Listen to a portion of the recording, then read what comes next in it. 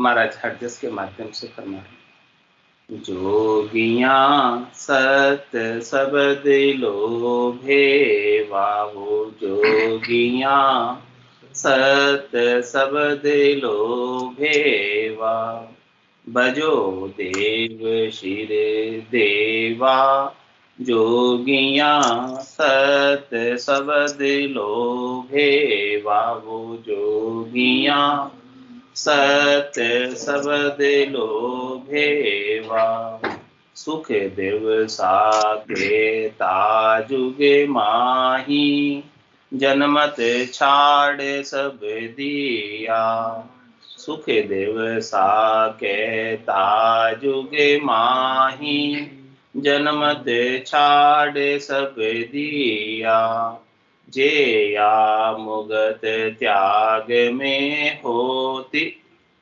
जनक गुरु क्यों किया, जे या मुगत त्याग में होती, जनक गुरु क्यों किया रे, जोगिया सत सबद लोभे वारे, जोगिया सत सबद लोभे। महाराज सभी योगियों से कह रहे हैं, जिनको परमात्मा से योग करना है, परमात्मा से मिलना है, वो सत शब्द का भेद ले। वो सत शब्द ही परमात्मा में मिला पाता है। सत शब्द के अलावा इस संसार के अंदर 52 अक्षरों में आने वाले कितने ही शब्द हैं। सर ब्रह्म है, अक्षर ब्रह्म है, लेकिन जो सत शब्द है वो नेक्षर ब्रह्म, जो अक्षर में नहीं आता है, लिखने में नहीं आता है, बोलने में नहीं आता है, सुनने में नहीं आता है, कहने में नहीं आता है, अनिर्वचनीय है, ऐसे शब्द का भेद ले लो। राम कागदा ऊपर मंडे नहीं, मुख और जीभ पे आवे नहीं, रूप देख देखण के माई, दिष्ट मुष्ट में आवे ना, ऐसा शब्द है जो इंद्रियातीत है, जो इंद्रियों से जिसका बोध नहीं किया जा सकता, जिस शब्द पर मन की पहुंच नहीं, चित्त की पहुंच नहीं, बुद्धि की पहुंच नहीं, ऐसे शब्द का महाराज फरमाने की भेद ले, तब जाके काम बनेगा। इसके बिना तो सारे व्यवहार जितने भी हैं वो सब हद के व्यवहार। त्रिलोकी में फल प्राप्ति के व्यवहार है, सुख प्राप्ति के व्यवहार है।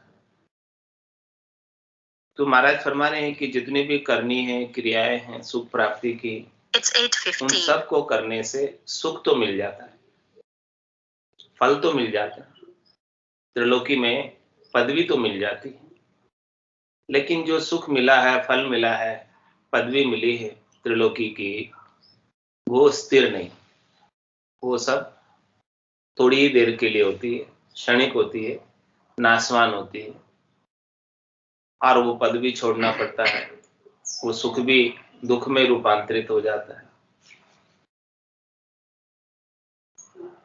इसलिए महाराज फरमाने, यदि आपको हमेशा हमेशा का सुख चाहिए, हमेशा हमेशा का लील विलास चाहिए, हमेशा हमेशा का आनंद चाहिए, तो ऐसे सत शब्द का भेद दे, जो सुख चाहे तू सदा, शरण राम की ले, के नानक मेरे मना, दुर्लभ मानुष। नानक साहब भी यही बात कह रहे हैं कि ये मानुष देह जो अपने को मिली है ये बड़ी दुर्लभ है। देवता भी ऐसी मानुष देह के लिए इच्छा करते हैं, अभिलाषा करते हैं कि हमें भी मिल जाए। इंद्र आदि ब्रह्मादिक बंछे, यो नर्तन है भाई, राम भक्ति और साध समागम, ईश्वर लाभ नमाय। ब्रह्मा विदाता रचे तन्न सोही, अंशे मिनका दहे कहो कारण न मोह। ब्रह्मा जी जैसे विदाता जो स्वयं तनों की रचना करते हैं, वो भी मिनका देव की इच्छा करते हैं कि हमको भी मिनका देव प्राप्त हो जाए। क्या कारण है इसके पीछे? इसके पीछे कारण है कि महाराज कह रहे हैं कि जो कोई भी आनंद पद में जाता है, परमात्मा के देश में जाता है,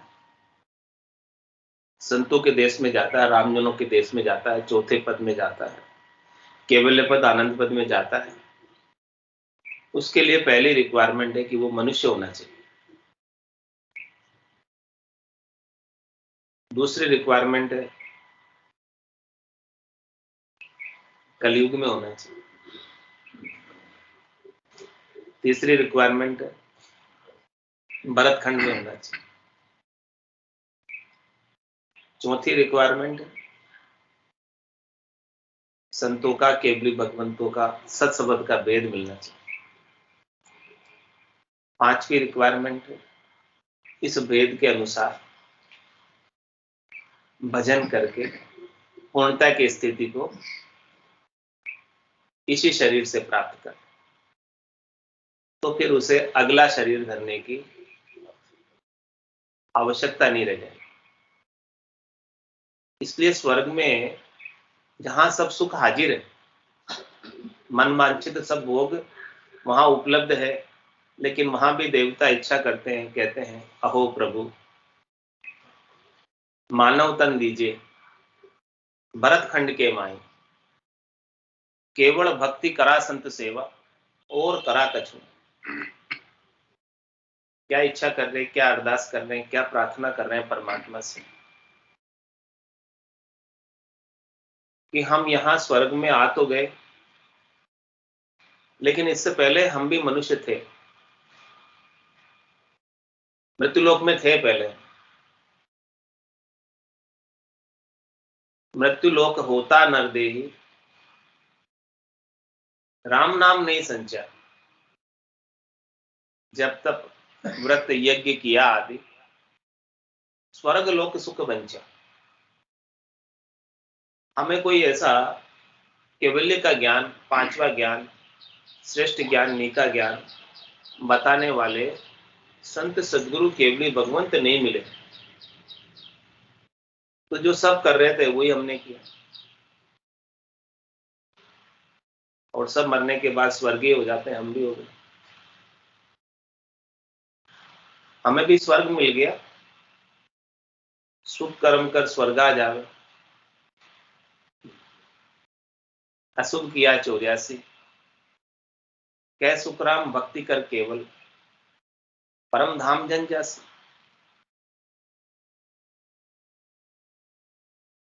तो शुभ कर्मों का फल देवताओं के ऊंचे लोकों में तेजपुंज की काया प्राप्त हो जाती है, ऊंचे लोकों में स्थान प्राप्त हो जाता है, और वहां जाकर जितने भी अपने शुभ कर्म है, जितने भी अपनी पुण्याई है, उन सब शुभ कर्मों का, पुण्याई का सुख के रूप में उपभोग करते हैं, और सुख के रूप में उपभोग करने की वजह से पुण्याई क्षीण होती जाती है, कम पड़ती जाती है, और जब तक खाते में पुण्य बाकी रहते हैं, शुभ कर्म बाकी रहते हैं, तब तक स्वर्ग में रखा जाए। और जैसे ही सारे पुण्य क्षीण हो जाते हैं, कंज्यूम हो जाते हैं, काम आ जाते हैं, सुख भोग करके, तो फिर वापस मृत्यु लोक में भेज दिया। तो सभी देवताओं को पता है कि हमारे पुण्यों का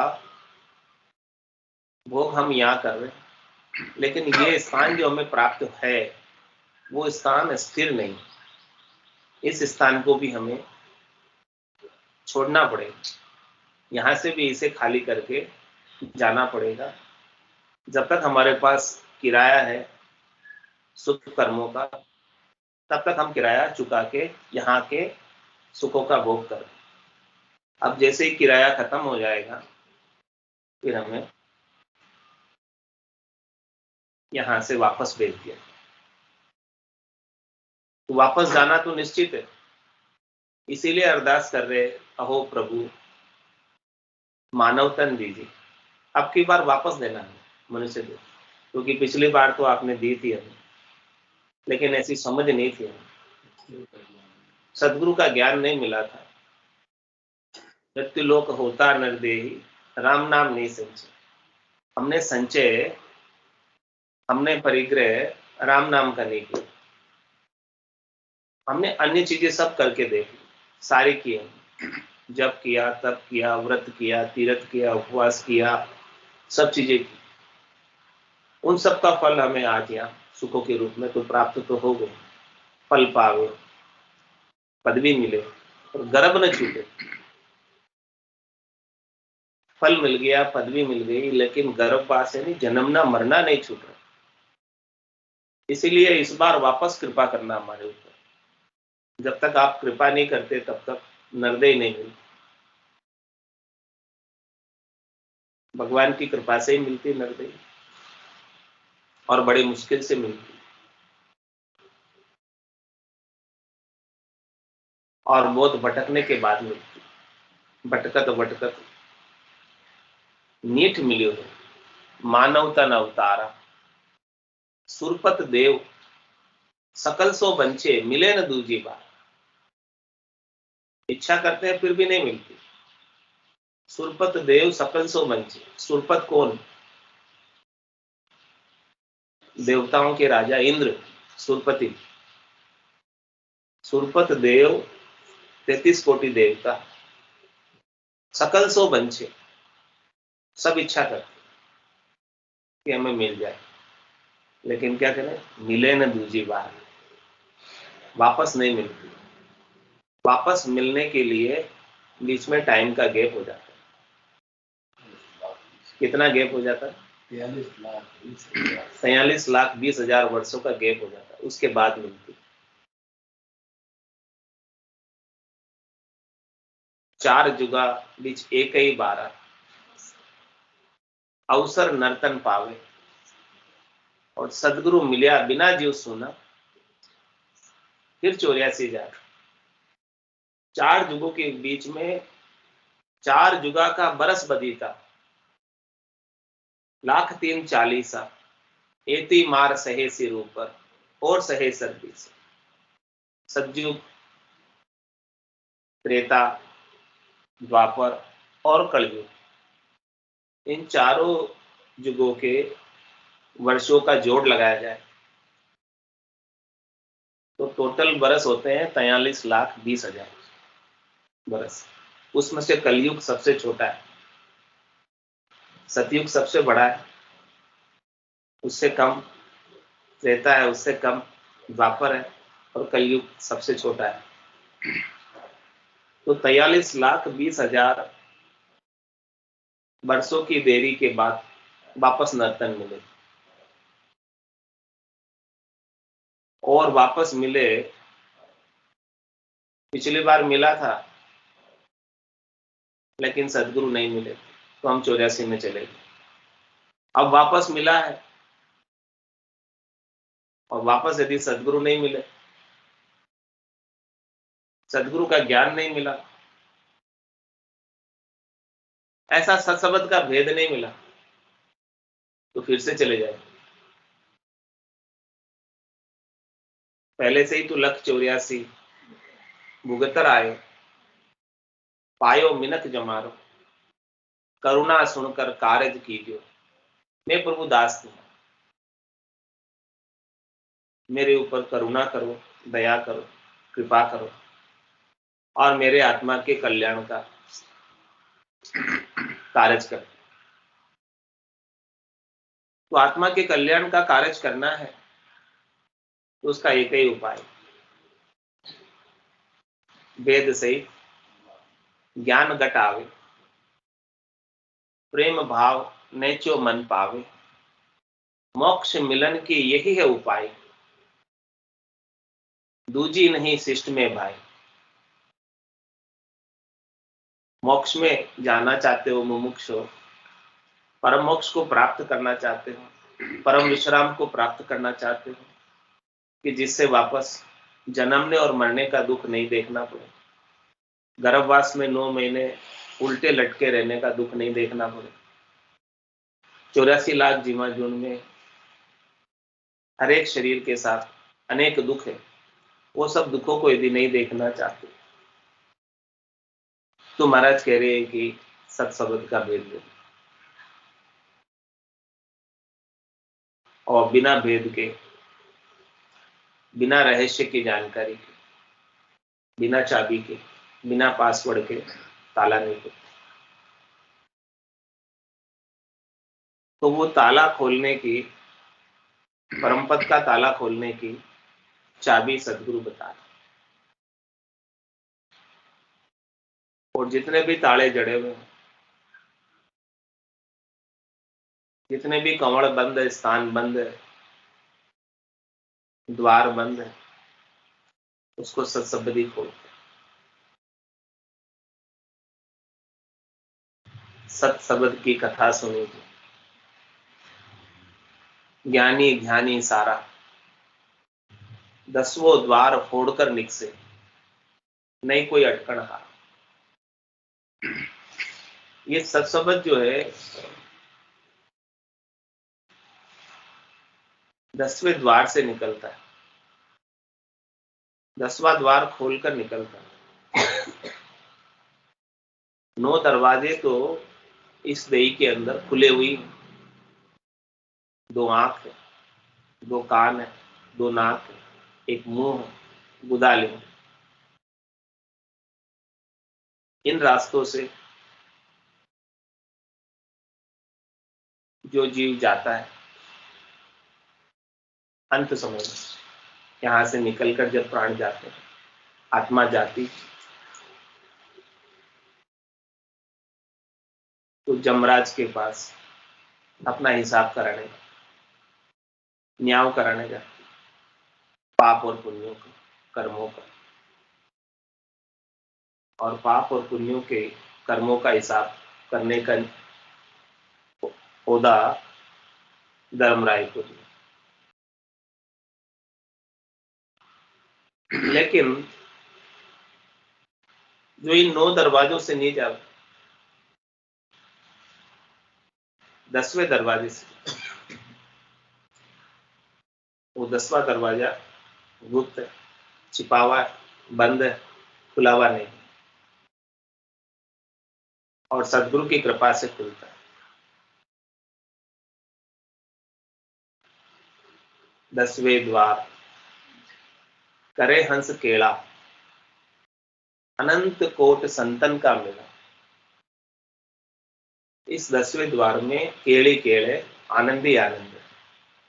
It's 8:30. जो इस 10वें द्वार से निकल कर जाता है वो संतों के देश में जाता है, रामजनों के देश में जाता है, केवली भगवंतों के देश में जाता है, केवल्य पद आनंद पद में जाता है।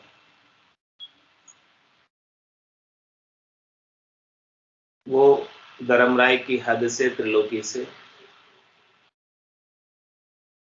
परे हो जाता है, और वो चौथा देश संतों का देश, रामजनों का देश, काल के हद में नहीं, काल की पहुंच में नहीं, कर्मों के हद में नहीं, कर्मों की पहुंच में नहीं, उसे बाहर। ये स्थान वो स्थान है जहां ऋषभ देव स्वामी से लगाकर महावीर स्वामी तक पहुंचे। आद बजो जन ऋषभ देव, अंत बजो महावीर, 8 पोर सिमरन किया, दर्चित ध्यान सदी, दर्चित ध्यान सदी रिकंतर आसन की है, छाड़ दिया सब भरम, जगत सुचार दिली, केवल भज केवल हुआ, चुगे हंस ताही, आद बजो जन ऋषभ देव, अंत बजो महा। सबसे आरंभ में भगवान ऋषभ देव स्वामी ने इस केवल्य के ज्ञान का बोध किया था।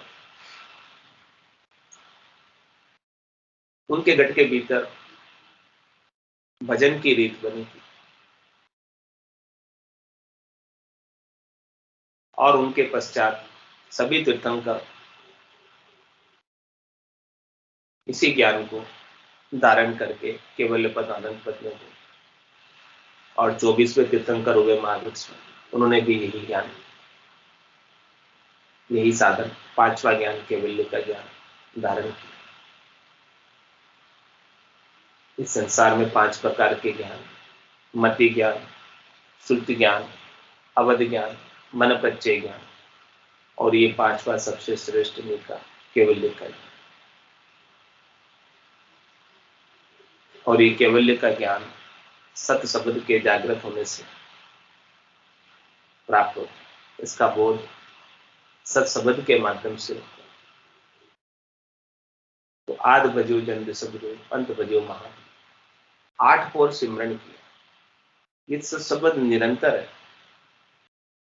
शब्द निरंतर से मन लागा, मलिन वासना त्यागी, उठत बैठत कबौ न छूटे, ऐसी डोरी लाए। ये शब्द निरंतर है, इसमें अंतर नहीं पड़ता। एक बार जब जागृत हो जाता है तो वो कंटिन्यूअस सतत रूप से, अनवरत रूप से आरंभ ही रहता है, चालू रहता है। ध्वन्यात्मक शब्द है ये, वर्णात्मक शब्द से अलग है। जो ऐसा ध्वन्यात्मक शब्द जागृत हो गया तो नाद, अनद नाद, जिंग, सुहंग और अगम की दुनिया एक के बाद एक स्वतः ही ऑटोमेटिक खुलती जाती, और साधना करने वाला जन आनंद की अनुभूति इस शब्द की करता है। तो शब्द निरंतर से मन लागा। जब मन इस निरंतर शब्द में लग जाए, सुरता इस निरंतर शब्द में लग जाए, ध्यान इस निरंतर शब्द में लग जाए, ध्वन्यात्मक शब्द में लग जाए, तो इस मन की मलिन वासना थी, शब्द की, रूप की, रस की, गंध की, स्पर्श की, क्षणिक सुखों की, नाशवान सुखों की, शरीर और शरीर से संबद्ध संसार से सुख लेने की इच्छा, वो सब समाप्त हो जाती है। क्योंकि इस शब्द का सुख, लील, विलास, आनंद बहुत भारी, पराक्रम इसका बहुत भारी। जब किसे महारस प्राप्त हो जाए, महाआनंद प्राप्त हो जाए, तो फिर क्षणिक सुखों की, नाशवान सुखों की इच्छा स्वतः ही समाप्त हो जाए। महारस ज्ञान, आनंद पद उपजे, जद यो निर्भय हो। निर्भयता कब प्राप्त होती है? निश्चिंता कब प्राप्त होती है? निःशोकता कब प्राप्त होती है? निसंकता कब प्राप्त होती है? जब ऐसा सत शब्द का महारस प्राप्त हो, जो खट रस से न्यारा है, खट्टे, मीठे, चटपटे, कड़वे, कसेले, ये जो स्वाद है, इन सब स्वादों से अलग। तो शब्द निरंतर से मन लागा, मलिन वासना त्यागी, उठत बैठत कबौ न छूटे। अब फिर खा रहे, बैठ रहे हैं, उठ रहे हैं, सो रहे हैं, भक्ति निरंतर चल रही, अखंडित रूप से चल रही। ऐसी डोरी लाई, ऐसी ल्यू लग गई, और ये ल्यूबंद सुमरण ही मोक्ष को प्राप्त करा। ऐसी डोरी नहीं लगे, ऐसा ल्यू नहीं लगे तो मोक्ष में नहीं जा सकते। इसके अभाव में तो भक्ति तो सब कर, भक्ति भक्ति सब कोई कहे, पर भक्ति ने जाने को दादु भक्ति भगवंत की देही निरंतर। सच्ची भक्ति तो इस देही के भीतर ही होती है और निरंतर रूप से होती है, जिसमें अंतर नहीं पड़े। एक आंख पर रुके उतनी देर भी, पलक गिराए उतनी देर भी भक्ति नहीं छूटे। तो महाराज हमारे वो निरंतर भक्ति केवल और केवल सत्सबद से होती, क्योंकि सत्सबद निरंतर है, और ये सत्सबद पाप और पुण्य से न्यारा है, भरम और कर्म से न्यारा। पाप पुण्य दोन्या सु न्यारा, भरम कर्म दोन्या सु न्यारा। जहां सु रहो लिवलाई, कै सुख राम राम बिन जग में, सभी कर्मों का। ऐसे राम जी के नाम और निज नाम के बिना जो कुछ भी करनी और क्रिया करने में आती है, उन सब से कर्मों का बंधन होता है। कर्म कटते नहीं। कर्मों को काटने का एक ही उपाय, जिससे सब प्रकार के कर्म कट जाते। कर्म कितने प्रकार के? 3 ताज का कर्म हमारा संचित पूर्ण विधि कौन। 3 प्रकार के कर्म होते। एक तो संचित कर्म, दूसरे प्रारब्ध कर्म और तीसरे क्रियमान कर्म। क्रियमान कर्म तो रोज बन रहे। जे जे उठ उपाय करीजे, जीव मरे सब। कुछ भी उठकर उपाय करेंगे तो सब में जीव हतने आते। तो क्रियमान कर्म तो रोज निष्पत नए नए बन रहे। और प्रारब्ध कर्म जो इस जन्म के अंदर, इस आयु अवधि में भोगने के लिए मिले, वो प्रारब्ध कर्म। और संचित कर्म आज के नहीं, अनंत जन्मों से ये जीवात्मा कितनी बार जन्म में आई है, कितनी बार मरण में आई है, और कितनी बार जन्म में आके मरण में आके कितने कर्म किए नहीं पता। वो सब इकट्ठे होते थे, संचित होते थे।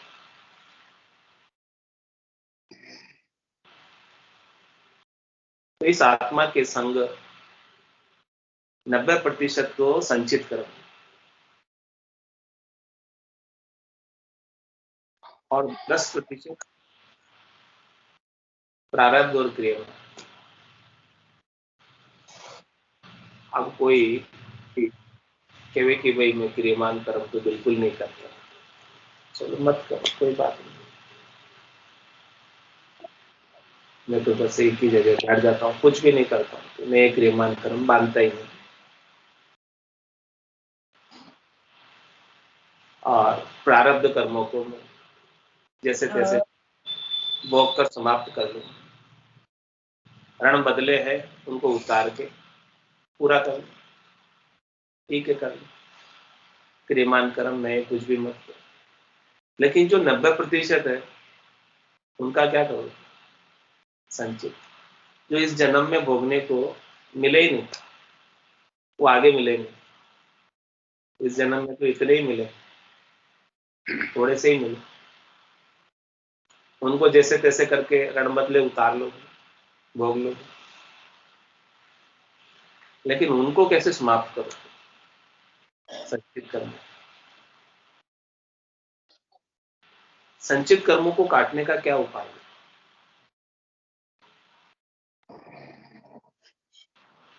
कै सुखराम शरण हर तेरी, ऐसी मोय बताई, भजन किया सो कर्म कटेला और कटे पलक के। संचित कर्म जो 90% है, अनंत जन्मों के, आज के नहीं, और वो बहुत अधिक है, बहुत भारी। उनको काटने का एक ही उपाय कि राम जी की शरण ले। उनकी शरण लेकर शरणागति के भाव से, समर्पण के भाव से, नैचे के भाव से, विश्वास के भाव से, प्रकृति के भाव से, प्रेम के भाव से उनके नाम का सुमरन। कै सुखराम शरण हर तेरी, ऐसी मोय बताई, भजन किया सु कर्म कटेला और कटे पलक के। और आज कह रहे इतने सारे कर्म है, इतने जन्मों के कर्म है, वो एक पल में कट जाए। कैसे कटे? सन्मुख हो ये जीवमय जब, जन्म कोटि अग नासे तब। सन्मुख होना है बस। तो संत सदगुरु भगवंत सत्सबद के माध्यम से अपने को परमात्मा के सन्मुख कर रहे हैं। जब तक सत्संग का भेद नहीं होता तब तक परमात्मा से विमुख रहते, और विमुख रहते हुए कर्म नहीं करते, कर्म बनते। और जैसे ही सन्मुख हो गए जन्म कोटि नासिक, सन्मुख होते ही नाश को प्राप्त हो जाए। शरण में जाते ही सारे कर्म, अनंत जन्मों के कर्म नाश को प्राप्त हो।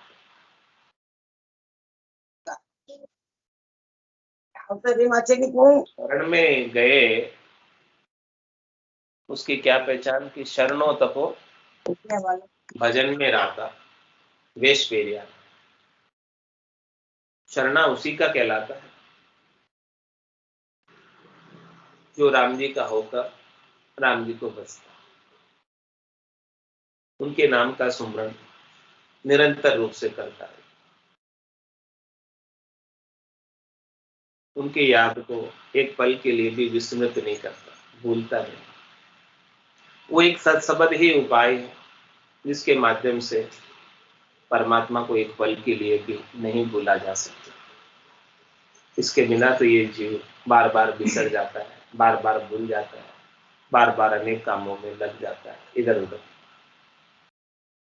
लेकिन संतों की, सदगुरु की, केवल भगवंतों की कृपा से जब ऐसा सत्संबद्ध का भेद मिल जाता है, फिर वो चाहे तो भी भूल नहीं पाए।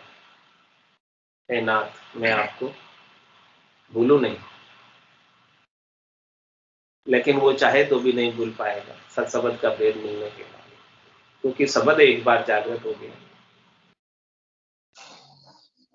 तो वो भूलने देता नहीं।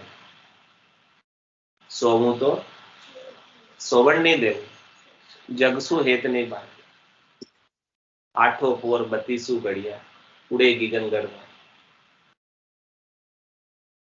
ऐसा है शब्द है जो जीव चाहे माया मोह भरम की रजनी में सोना तो ये सोने नहीं देते। सोऊं तो सोवण नहीं देवे और जगसु हेत नहीं बांध, संसार से हेत, संसार से आसक्ति, संसार का मोह बांधने नहीं देते, क्योंकि इसका आनंद बड़ा भारी। इसलिए महाराज जोगिया सत शब्द लोभे बाबू, जोगिया सत शब्द लोभे बा, भजो देव शिर देवा, जोगिया सत शब्द लोभे। बोलो राम सतगुरु देव जी महाराज ने धन्य हो, धन्य हो। परम दयाल सतगुरु सुखराम जी महाराज ने धन्य हो। अनंत श्री सतगुरु सुखराम जी महाराज के ज्ञान स्वरूप भगवान ने धन्य हो, धन्य हो। केवली भगवंता ने धन्य हो, धन्य हो। तारण जहाज में धन्य हो, धन्य हो। मोक्ष के मार्गा में धन्य हो, धन्य हो। अनंत कोटि संतान धन्य हो, धन्य हो। राम सभा में राम राम सा, राम राम सा, राम राम सा, राम राम सा। सब संतान सत्संग ने राम राम राम राम राम राम राम राम। अरे घंटा और सुना नाम केवल सद्गुरु प्रणाम परम गति विराग्यम परम भागम संतोषम परम धर्म कुल ज्ञान तजे निरंतरम सो योगी नमो नमस्ते सत्स्वरूप केवल पद खंडाय नमस्ते नमस्कारम से